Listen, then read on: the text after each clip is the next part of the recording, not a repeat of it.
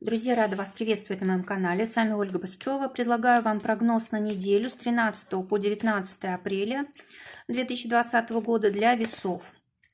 Карта недели.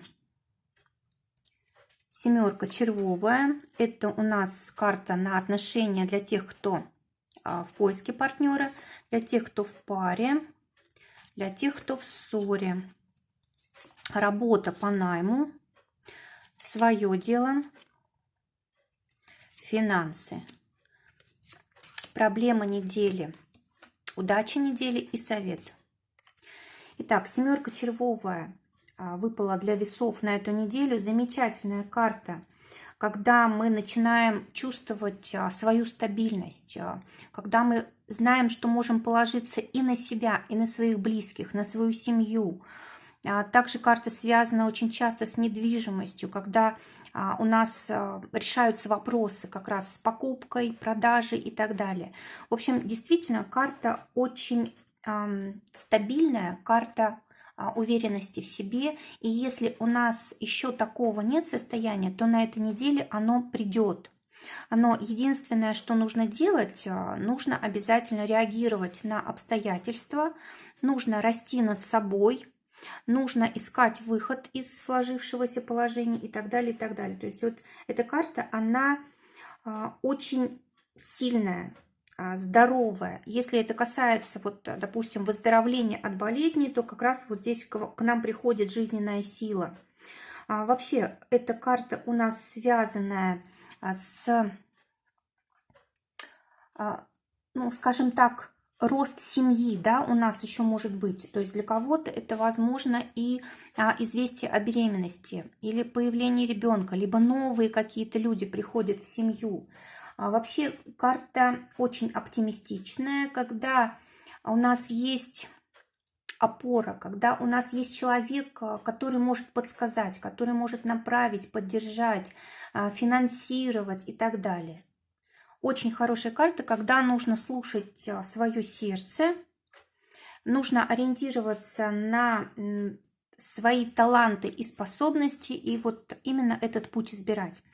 А для тех, кто в поиске партнера, король червовый выпадает, и вы здесь можете познакомиться с людьми, прямо не выходя из дома. Естественно, у нас способы сейчас есть для этого разные, но здесь карта говорит о том, что, скорее всего, это люди, которых вы уже знаете, либо они каким-то образом связаны с вашей семьей, вашими родственниками, да, либо вот это знакомство как раз через ваших родственников или друзей, близких людей. В общем, знакомство очень такое хорошее, интересное, стабильное. Это карта, которая связана с очень таким глубоким пониманием, когда мы чувствуем человека прямо сердцем, когда мы очень похожи, когда мы можем даже вот молчать, да, вот бывает такое, что молчишь с человеком и все равно комфортно. Вот такое знакомство может перерасти в отношения. Для тех, кто в паре, выпадает туз пиковый, карта говорит о том, что могут быть серьезные какие-то нерешенные вопросы. И когда мы не можем договориться, когда мы не хотим друг друга понимать, когда мы стоим на своем, да, вот здесь вот может быть такая капризность в отношениях. Кроме того, может быть, не хочется даже, может быть, разговаривать, открывать сердце, хочется побыть в одиночестве, хочется уединиться. Либо эта карта также может говорить о том, что вы вот вместе со своим партнером можете поехать, допустим, к родителям или в то место, где вы родились, где вот какие-то события происходили очень памятные для вас. Тоже здесь вот такой вариант может быть. Ну и вообще эта карта, связанная с наличными деньгами также, да, которые у нас есть, и могут, в общем, вопросы вот этих денег затрагиваться на этой неделе. Что еще интересно, может быть какое-то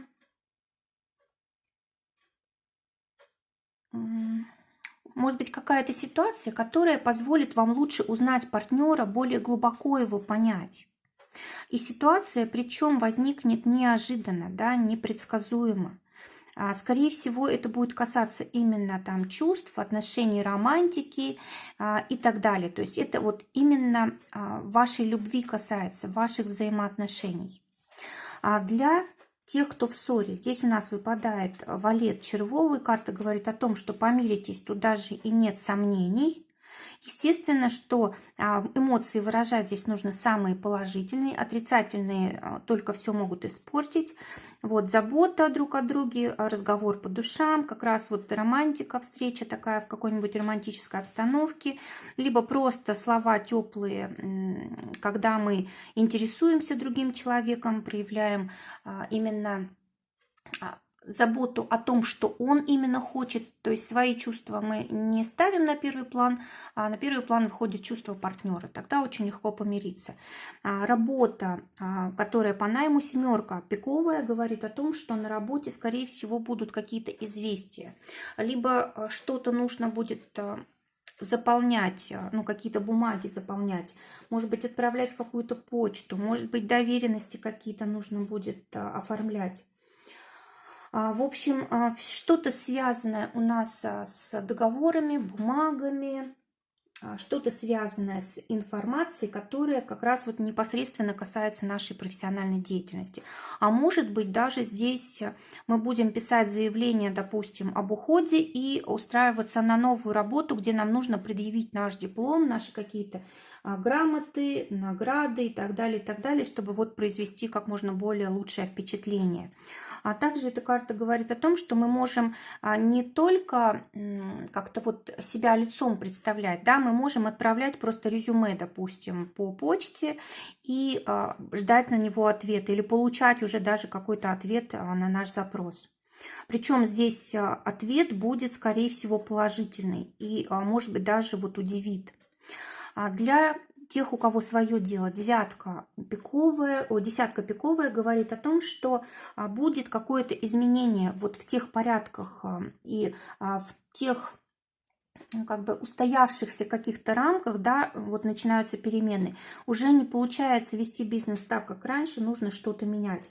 Эта карта говорит о том, что вот нужно искать какую-то стабильность. Тем более вот у нас вот эта карта стабильности, да, вот точку роста нужно найти. Нужно продержаться на плаву какое-то время. В общем, карта таких вот перемен. Но перемены хорошие. Перемены, кстати, касаются даже и клиентов, клиентской базы. Это касается перемены и партнеров. В общем, здесь с людьми тоже, может быть, вы от одних отказываетесь, да, других начинаете привлекать. Кроме того, эта карта еще и новых каких-то предприятий. То есть вы вполне можете здесь что-то такое начать. В общем, карта очень удачная. Если вы уловите этот момент, дорогие весы, вот эта неделя, она просто вам благоприятствует вот для начинания новых каких-то проектов, открытия каких-то новых финансовых источников. А с деньгами, конечно, нужно осторожнее. Здесь вот нельзя давать в долг по этой карте, потому что могут не вернуть, могут обмануть, в общем, схитрить как-то. Или, допустим, просят у вас деньги, а на самом деле, допустим, не нуждаются, то есть просто хотят воспользоваться ситуацией, либо здесь долги, да, то есть хотят вас вовлечь в долги, в кредиты и так далее, и так далее. Карта говорит о том, что с долгами и кредитами вообще не нужно сейчас связываться, это будет только, ну, как бы для вас проблема в будущем.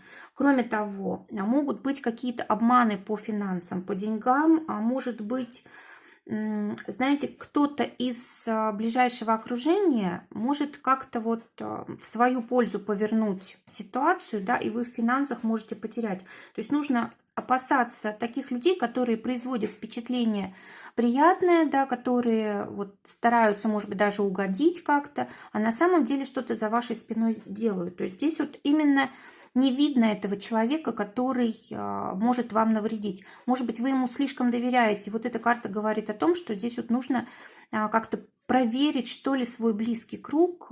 И, может быть, вот эта ситуация с деньгами, она как раз вот заставит вас отказаться от кого-то из тех людей, с которыми вы раньше работали. Скорее всего, что тут какой-то тут обман есть. Кроме того, вот по этой карте еще может быть, знаете, конфликт интересов. То есть допустим, у вас цена одна, а покупатель не может по такой цене купить, он может по меньшей, допустим, цене, а вы стоите на своем. То есть вот здесь вот нужно как бы обращать внимание на интересы клиентов, других людей, да, и тогда вот есть возможность здесь как-то очень мудро воспользоваться ситуацией и заработать даже. То есть вот здесь вот только разумный подход, только осторожность и проверка своего ближнего окружения, тогда финансы не пострадают у весов на этой неделе. Или, может быть, знаете, даже просто траты денег на что-то ненужное могут произойти. Да? Кто-то, допустим, вас там соблазнил рекламой какой-то, вы купили, потом разочаровались. Такое тоже может быть. Ну и вообще, знаете, карта очень непредсказуемая. Поэтому вот нужно быть осторожными. Особенно если вы вот работаете с большими финансами, с самим тоже нужно обязательно только прямые пути искать в финансах, то есть по закону действовать. Ни в коем случае не в обход, иначе вот тоже могут быть проблемы.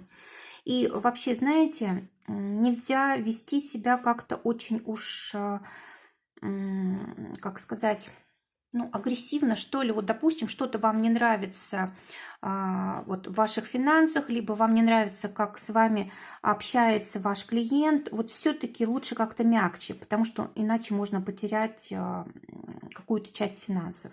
Ну, допустим, откажется человек от покупки или от сделки, или еще что-то такое. То есть лучше здесь не создавать таких проблем. Теперь проблема этой недели, десятка бубновая. Карта говорит о том, что нет четкой картины, нет недостаточной информации для того, чтобы принимать какие-то очень важные и правильные решения. Может быть, кстати, здесь не время для того, чтобы слишком долго раздумывать, да, может быть, иногда нужно и быстро принимать решения. Конечно, проанализировать нужно, но нельзя на этом зацикливаться, то есть нельзя постоянно крутить в голове какую-то одну ситуацию или одну тему, да, вы от этого не продвигаетесь вперед, а вам нужно именно на этой неделе расти, вам нужно что-то делать для того, чтобы у вас все тут развивалось, а вы можете слишком долго анализировать и как бы не осуществить вот эту возможность, которая дается. Кроме того, может быть какой-то сюрприз неприятный, вот по этой карте тоже такое бывает. Теперь удача недели, шестерка бубновая, это и есть у нас карта удачи, это и есть у нас карта защитников небесных, то есть это ангелы-хранители наши и вообще помощь судьбы. Все у нас ситуации, вот смотрите, раз это в карту удачи выпадает, это значит, что у весов вообще вся неделя может быть, ну, как бы, может повернуться в вашу пользу при условии вот того, что вы растете над собой, вы растете в делах, в финансах, вы не боитесь меняться, вы не боитесь как бы браться за сложные вопросы и решать их, то есть не зацикливаетесь на анализе, да, не боитесь как-то ошибиться. И вот если вы действуете сами, вам помогает вся жизнь в этом. Кроме того, шестерка бубновая – это карта власти. То есть удача в чем? В том, что искать возможности для себя с помощью власти, чиновников, законов решать ситуации, обращаться к юристам, может быть, в суды, да, вот, то есть здесь у нас все, что касается власти, все, что касается закона, это все будет удачно, нужно использовать это. Также эта карта еще связана у нас с преподаванием. Может быть, у вас уже достаточно опыта, что вы можете как раз уже передавать его другим людям. Да? Это тоже может, в принципе, для вас быть очень важным. Как раз, может быть, ваш новый источник дохода будет в этом. А теперь совет. Девятка червовая. Опять же, опять карта говорит о том, что нужно принимать новое.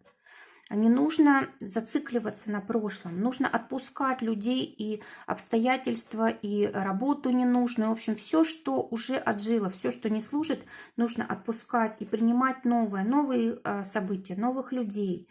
На новости тоже нужно обращать внимание, может быть, они каким-то образом здесь вам помогают. Ну и вообще, перемен не бояться, карта говорит о том, что мы должны быть открытыми не только для информации, но и для людей, для новых. То есть коммуникации – это вот наше все, да, именно вот на этой неделе нам это очень помогает. Но мы будем очень осторожны с деньгами, мы не будем поддаваться эмоциям с близкими людьми, будем больше как-то через разум все пропускать, и тогда у нас все получится. И ни в коем случае не отказываемся от возможностей, которые приходят. И если люди уже как бы нам больше вредят, чем помогают, вот наше ближнее окружение, лучше от них отказаться и заменить их новыми.